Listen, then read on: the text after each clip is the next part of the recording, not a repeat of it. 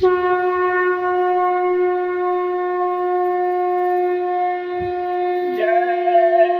गुरुदेव। जय गुरुदेव। बच्चों चरित्रवान बन जाओ, देश सेवा कर नाम कमाओ, हाथ जोड़ कर विनय हमारी, हो जाओ सब शाकाहारी।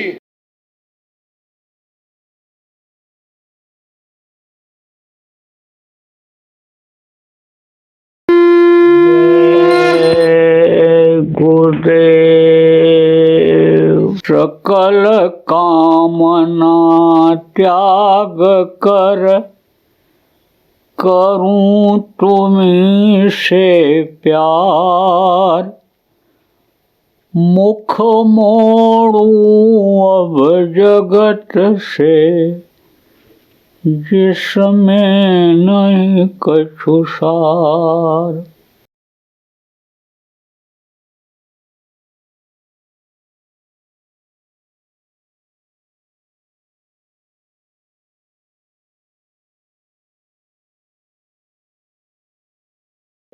ऐसे ही समझ लो पर्दा अंदर में लग गया है, आँख के ऊपर लग गया, कान के ऊपर पर्दा लग गया है, तो न सुनाई पड़ता है न दिखाई पड़ता है। अब आप डॉक्टर के पास जाते हो तो डॉक्टर आँख की सफाई कर देता है, पर्दा को हटा देता है, कान को साफ कर देता है। अब तो ऐसी ऐसी मशीनें चल गई कि एकदम से बिल्कुल साफ कर देती हैं एकदम से कान को। जब कान साफ हो जाता तो आवाज़ तेज आने लगती है। ऐसे ही सदगुरु वैद्य जो होते हैं, यानी समझ लो कि जानकार जो समर्थ गुरु होते हैं, वो उसकी सफाई कर्मों की करा देते हैं तो दिखाई पड़ने लगता है। आप ये समझो प्रेमियों, आज तक दिखाई पड़ा अगर किसी को तो इसी मनुष्य शरीर में ही।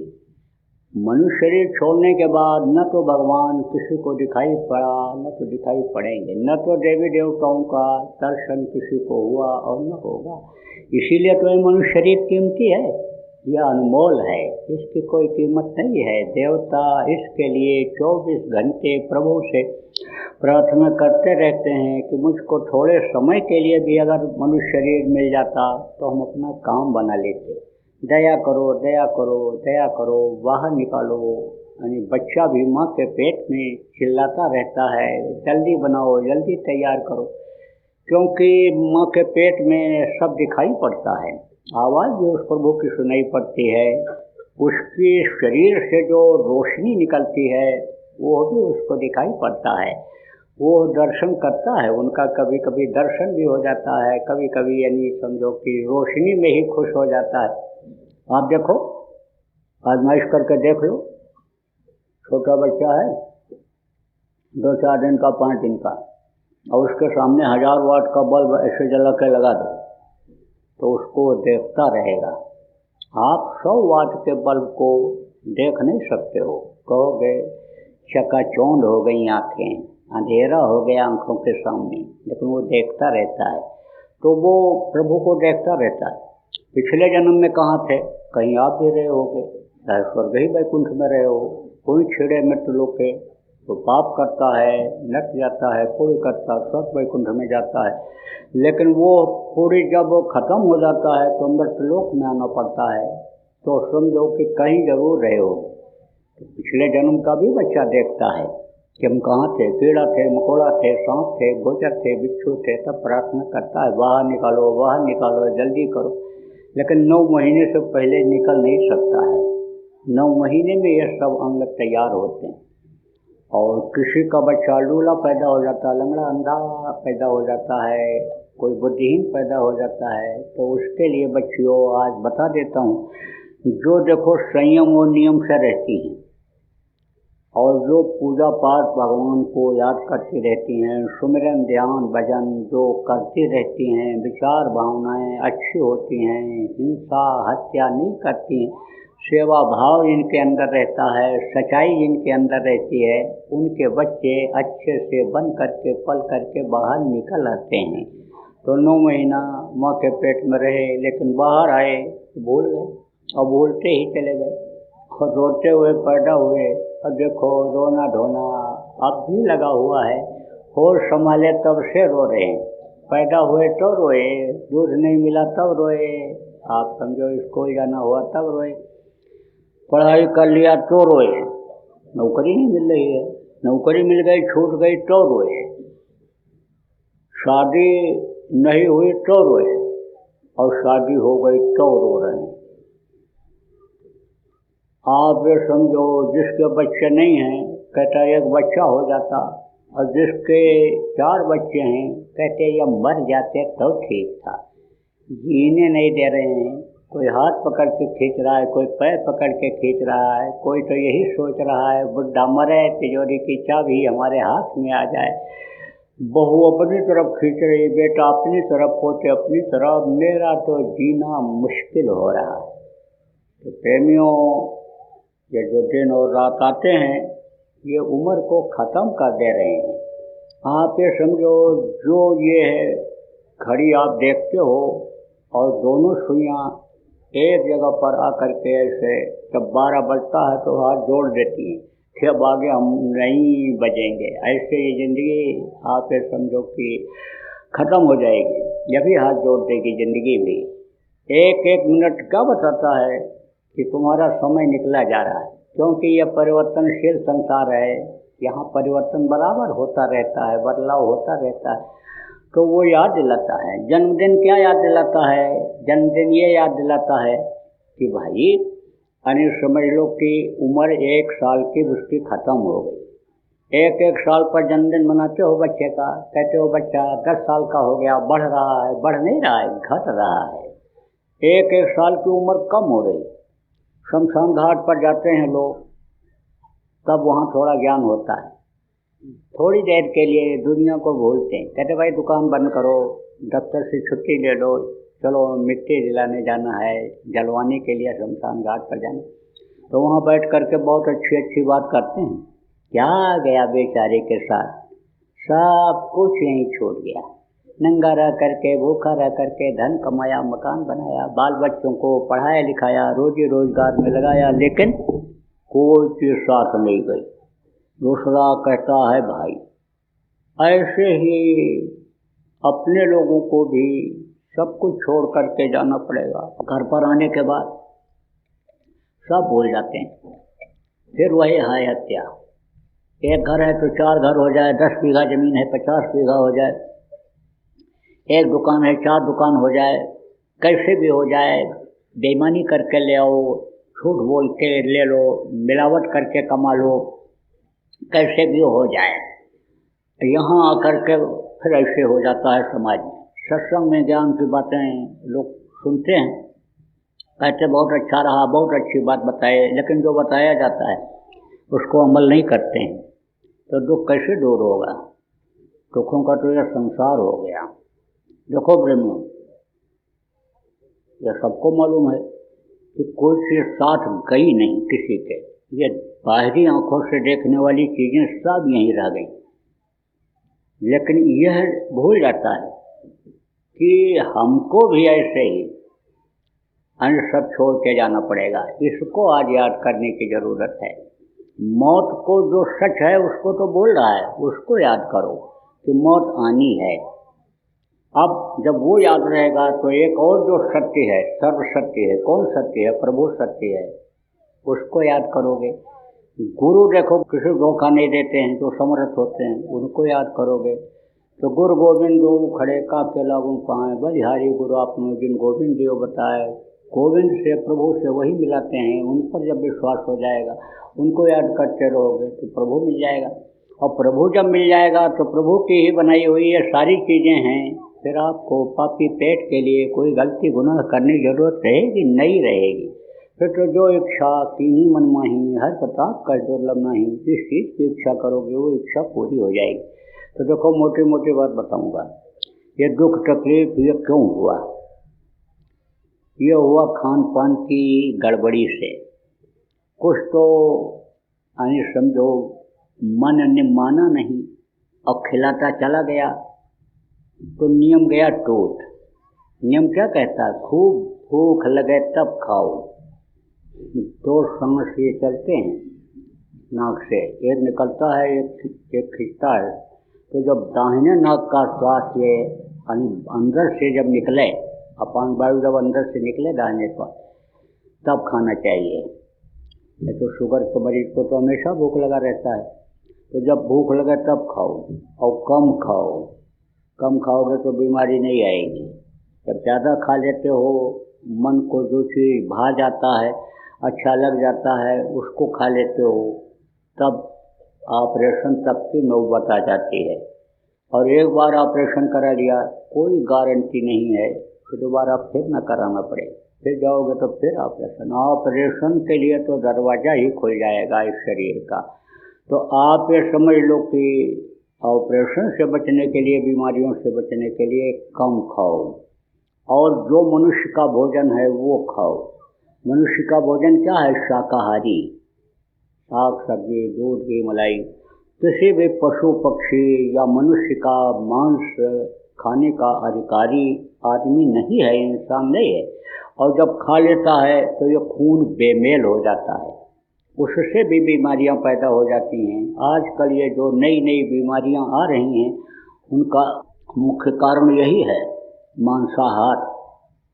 भ्रष्टाचार और अपराध की जननी कौन है? ये शराब, नशे की गोलियां और ये नशे की जो जड़ी बूटियां हैं, भांग है, आपका गांजा है, ये सब यानी समझो ये अपराध की जननी है। अपराध यहीं से शुरू होता है।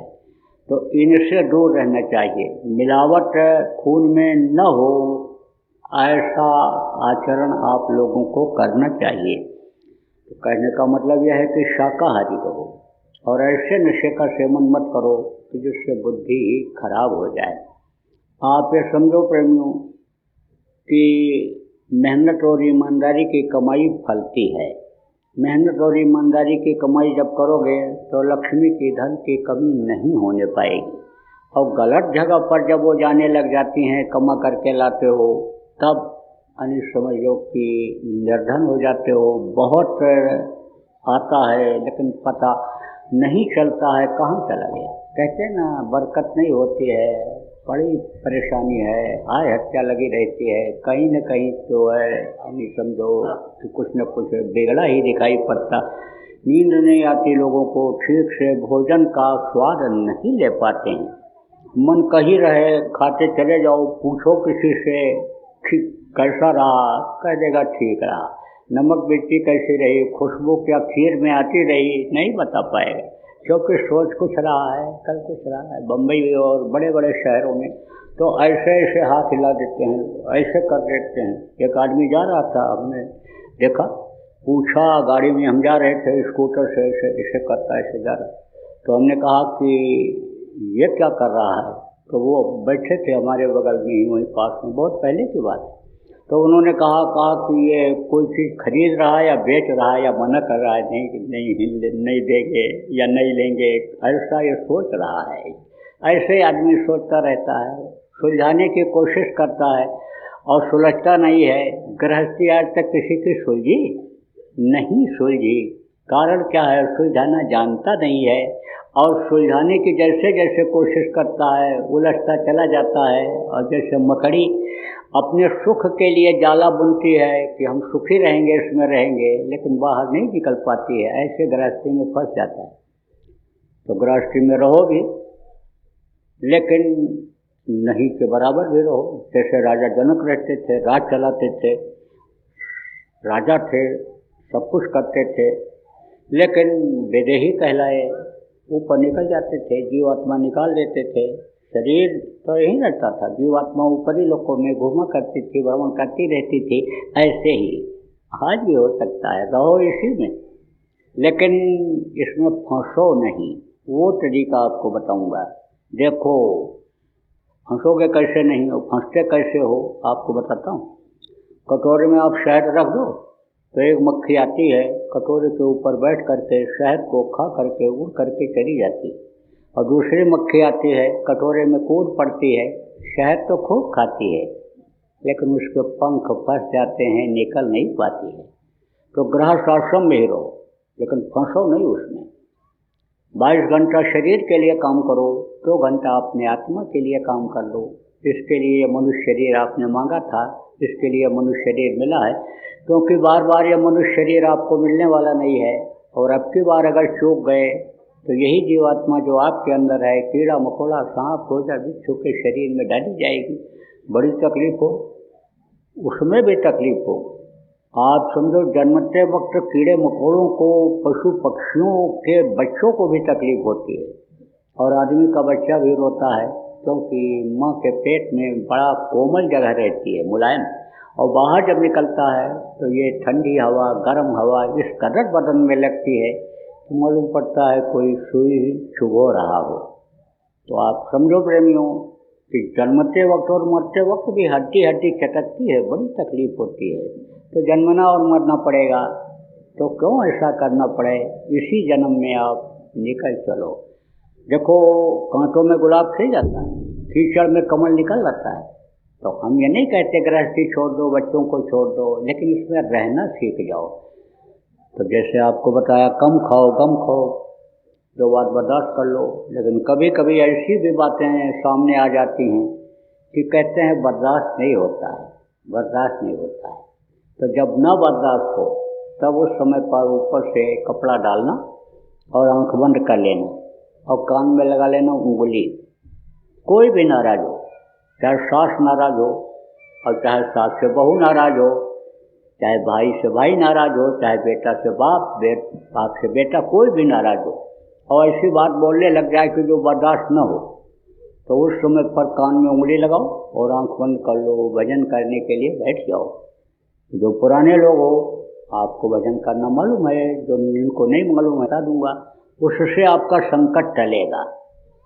और ये जो घर घर बीमारियां लग गई कर्मों के अनुसार, और आप ये समझ लो जो कुछ लड़ाई झगड़ा होने लग गया, और ये इस समय पर जो बरकत बंद हो गई, उसमें बरकत होने लग जाए आपके रुपया पैसा कमाई में, और ये लड़ाई झगड़ा भी घर का कम हो जाए, और आप ये समझो कि रोग भी कम हो जाए, तो आपको विश्वास के लिए जय गुरुदेव नाम की ध्वनि बता देता हूँ। देखो ये जय गुरुदेव नाम ये किसी आदमी इंसान का नाम नहीं है, ये परमात्मा का नाम है, प्रभु का नाम है। महापुरुष जब जब आते हैं एक नाम को जगाते हैं। जैसे भगवान राम आए थे, राम नाम को उन्होंने जगाया था। बंदर और भालुओं को विश्वास हुआ और उनका मिशन पूरा हुआ। कब कि जब लंका पर विजय प्राप्त करने के लिए जा रहे थे, समुद्र में पुल बनाने की ज़रूरत पड़ी थी। पत्थर पर राम राम लिख करके समुद्र में डाला गया, सारे पत्थर तैरने लगे।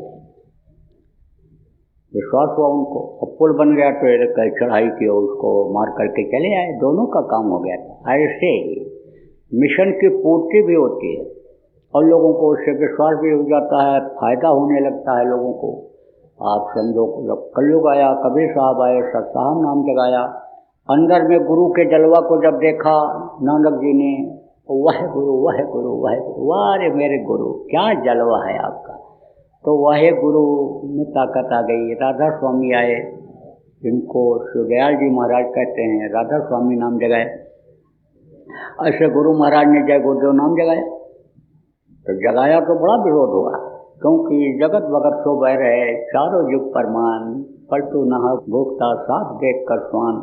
अन्य समझ लो कि विरोध हमेशा हुआ संतों का, हमेशा विरोध होता है, लेकिन विरोध से वो घबराते नहीं, क्योंकि संत किसी हाड़ मांस के शरीर का नाम नहीं होता है।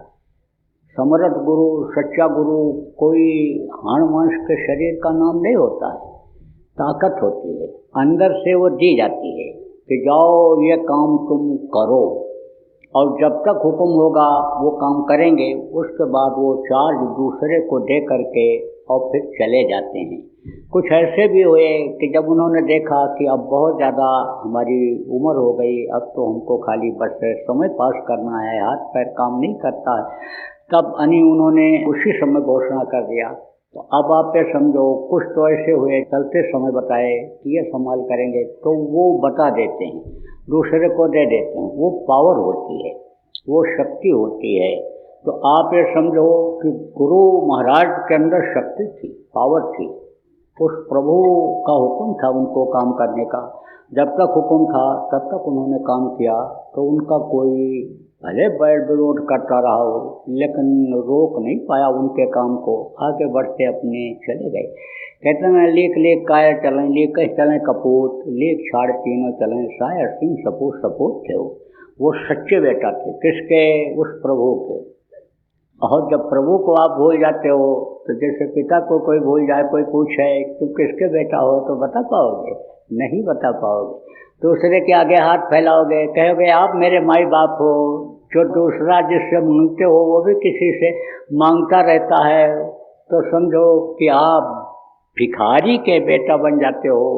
भिखारी से कहीं भीख मांगी जाती है? प्रभु जो सबका सृजनहार है, सबको जब जो देता है उसको तो आप भूल जाते हो। जो पुराने लोग हो, सत्संगी हो, आप समझो इस बात को कि गुरु को आप भूल जाते हो। दाता केवल सदगुरु देत न माने हार, यानी समझो देने वाले को आप भूल जाते हो, इसलिए इधर उधर हाथ फैलाने लगते हो, दूसरों को खुश करने लग जाते हो। तो जो सबका सृजनहार, आप ये समझो कि उसकी जो ताकत आती है जिसके अंदर, वो इस काम को करता है। तो गुरु महाराज जय गुरुदेव नाम को जगाए, और जय गुरुदेव नाम की परीक्षा भी लिया खूब लोगों ने, इसमें भी परीक्षा लिए हुए लोग बैठे हैं। कहीं भी जय गुरुदेव नाम फेल नहीं हुआ। जो सच्चे भाव से, श्रद्धा से, मुसीबत में, तकलीफ में, बीमारी में कहीं भी जय गुरुदेव नाम जो बोला उसकी मदद हुई। अब जो नए लोग आए हो विश्वास के लिए, आपको भी बता देता हूँ, आप लोग अपने अपने घरों में जय गुरुदेव नाम की ध्वनि बोलवाना शुरू कर दो। देखो जिनके भी घर में बीमारी है, लड़ाई झगड़ा है या कोई दिक्कत परेशानी है, सब लोग शुरू कर दो। इसी में कई लोग हैं, 100-200 लोगों को मैं बता सकता हूँ इसी में कि इनके घर में रोज झगड़ा होता है, रोज झगड़ा होता है। इनके घर में बीमारी बनी ही रहती है, टेंशन घर में रहता ही रहता है, कब क्या हो जाए कुछ नहीं कहा जा सकता है। ऐसे भी घर वाले हैं इसमें, तो हम एक एक को कहाँ बता पाएंगे, और बताएंगे तो आप नाराज़ हो जाओगे। झूठ भी बोल देते हैं लोग, नहीं नहीं नहीं नहीं ऐसा नहीं है, हमारा अपमान हो जाएगा। सम्मान के लिए आदमी कितना झूठ बोल देता है देखो। तो हम सबको बता देते हैं, हाँ जय गुरुदेव नाम के ध्वनि अगर बोलने लगोगे तो आपको फायदा दिखने लगेगा। कैसे बोलना रहेगा? जय गुरुदेव जय गुरुदेव जय गुरुदेव जय जय गुरुदेव।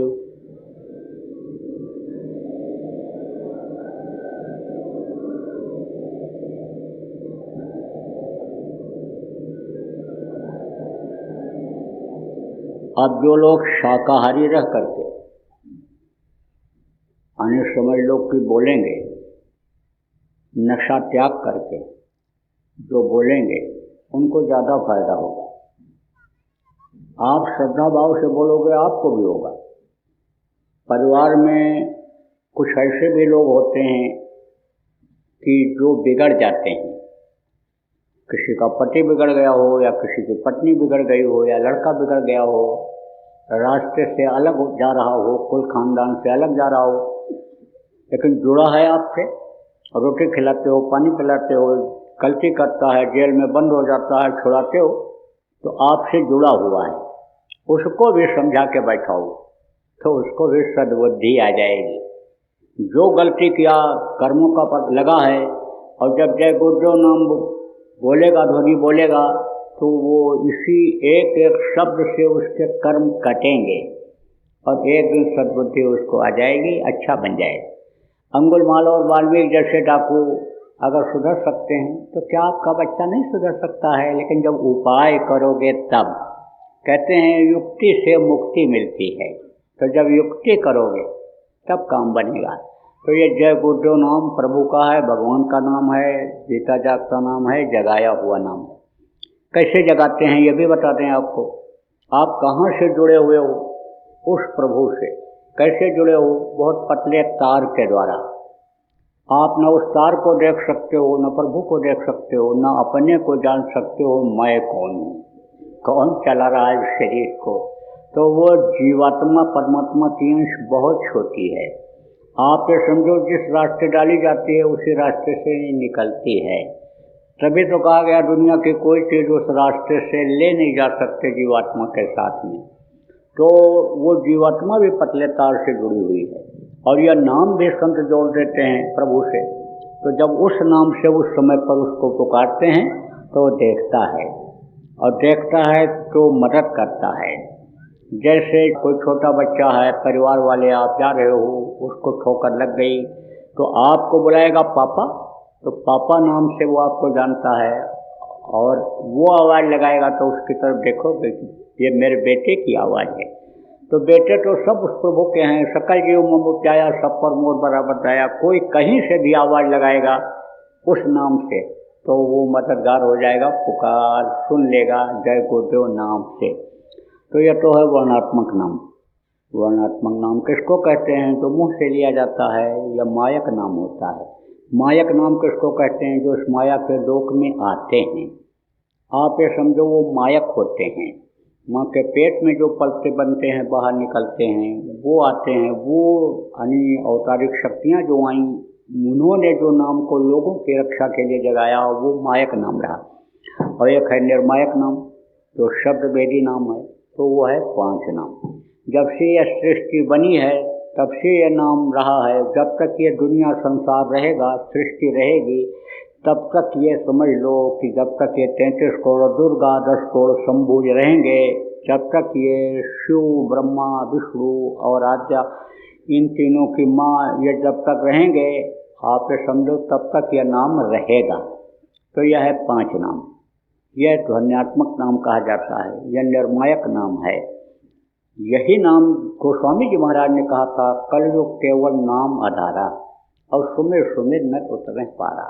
नाम लेत भव सिंधु सुखाही, सुजन विचार करो मन माही, नाम लेते ही वो सागर सूख जाए, वो नाम है। तो ये 5 नाम है। अब यह मिलेगा कहाँ? गोस्वामी जी महाराज ने भी कहा था, नाम रहा संतन आदीना, और संत बिना कोई नाम न छीना। देखो ये गुरु महाराज की तस्वीर है। गुरु महाराज नहीं है, तस्वीर है उनकी। वो तो चले गए। अब गुरु का फोटो क्यों लगाते हैं? क्योंकि चेहरा भूल जाता है। और गुरु का ध्यान कर प्यारे, बिना इसके नहीं छूटना। संत मत में गुरु के ध्यान के बगैर तो आगे कोई बढ़ ही नहीं सकता है, गुरु को याद करना ही पड़ता है। तो आप ये समझो कि फोटो इसलिए लगाया जाता है कि जब ध्यान करो तो चेहरा देख लो उनका। अंतर में जब दर्शन होने लगता है तब फोटो की कोई ज़रूरत नहीं रह जाती है। तो गुरु महाराज जिनकी तस्वीर ये लगी हुई है, यानी समझो कि इन्होंने नाम दिया लोगों को, नाम खूब बख्शा। आप जितने लोग बैठे हो उसमें अधिकांश लोगों को नाम मिल चुका है। कुछ तो उनके जाने के बाद लोगों को दिया गया, और कुछ लोगों को गुरु महाराज ने नामदान दिया था। लेकिन अब आप उस नाम की कितनी इज्जत किए, कितना कदर किए, कितनी आपने कमाई किया, ये तो आप जानो। लेकिन जिन्होंने सुमिरन किया नामों का, ध्यान लगाया इनका, और जिन्होंने इनकी आवाज़ सुनने की कोशिश की और लगातार करते रहे, सफलता मिल गई, वो तो गुरु के नाम पर मरने मिटने के लिए, कुर्बान होने के लिए तैयार हो गए। होता है ऐसा। आप ये समझो बिना देखे, गोस्वामी जी ने कहा ना कि देखे बिन न होए प्रतीति, बिन प्रतीत होए न प्रीति। बगैर देखे विश्वास नहीं होता है, और देखने पर ही प्रेम होता है। रानी इंदुमती ने कबीर साहब को जब देखा सचखंड में बैठे हुए, तब बोली, आप हमको मृतलोक में बता दिए होते कि मैं ही सब कुछ हूँ, तो मुझको इतनी मेहनत क्यों करनी पड़ती। तब उन्होंने कहा तुझको विश्वास न होता, इसलिए तुझको मैंने सीढ़ी सीढ़ी चढ़ाया, नाम बताया। नाम को तो समेटती गई, याद करती रही, और ये लोग तुमको आने में रुकावट नहीं डाले, और तेरी मदद भी मैंने किया। और तब आकर के तू ये जलवा देखा, तब तुझको ये विश्वास हुआ। बोल मदद किया कि नहीं किया? तब चरणों पर गिर पड़ी, बोले आपके मदद के बगैर तो मैं एक कदम आगे नहीं बढ़ सकती थी। दुनिया में भी बड़ा फंसाव था, और यहाँ रास्ते में भी जैसे ये नाम हैं, इनके लोक हैं, इनका समझो कि गेट है एक तरह से, यानी जैसे एक देश से दूसरे देश में जाना होता है तो वीज़ा, पासपोर्ट और ये सारी चीज़ें दिखानी होती हैं, या कोई यानी समझ लो कि जानकार होता है तो कहीं जाना होता है तो उसके पीछे चले जाओ। तो जैसे आदमी के पीछे औरत चली जाती है, लोग नहीं रोकते हैं कि इनकी देवी है, पत्नी है, ऐसे ही गुरु के पीछे भी जीव चले जाते हैं ऊपर में।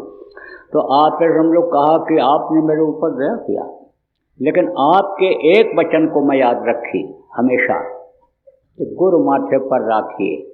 अब चलिए आज्ञा माँ और कह कबीर दास का 3 लोक भयनाएं।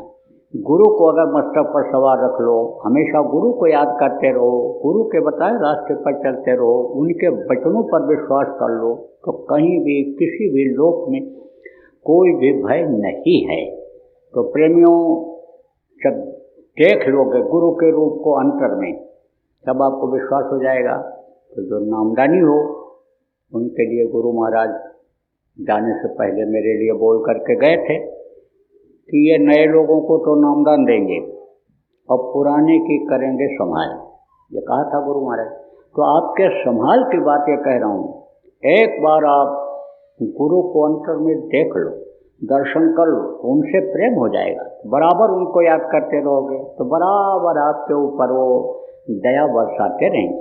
आपको तो बाहरी चीज़ों में अनुभव हुआ, दुआ लिया, आशीर्वाद लिया, जय गुरुदेव नाम बोले और आपको धन में बढ़ोतरी हो गई, पुत्र परिवार में बढ़ोतरी हो गई, तो विश्वास तो आपको हुआ।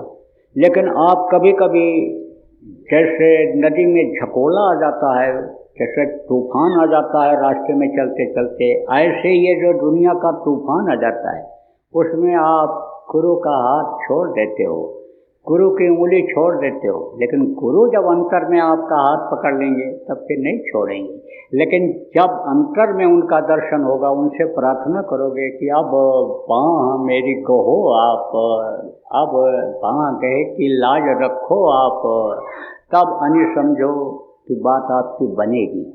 इसलिए आपको प्रेमियों, जो पुराने लोग हो, नामदानी हो गुरु महाराज के, आप लोग गुरु के बताए रास्ते पर चलो, उसके जानकार हो।